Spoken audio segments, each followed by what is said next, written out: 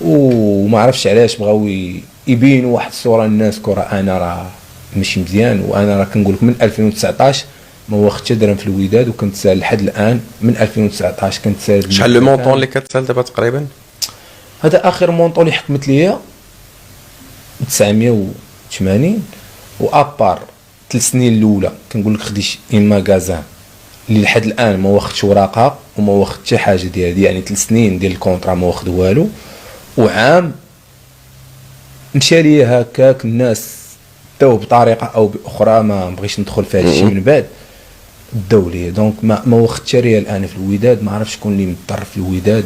وبالمقابل كيجيو كيقول لك هكا 400 غادي. في المقابل جاو بغاو يبينوا واحد الصوره للجمهور كو راه هاد الناس اونتر بارونتيز، دوك الناس اللي بغيتوهم يرجعوا ولا اللي بغيت الناس كيطالبوا باش كوم كواي الدراري القدام، الدراري ديال الجينيراسيون اللي دوزو داك الشيء مثل كيرجعوا، بغاو يبينوا لنا كره راه حنا ما عرفت شنو ماشي مزيانين ولا ما عرفتش.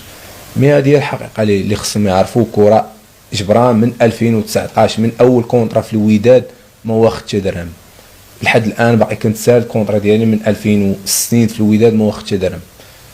شنو طبيعه الحال.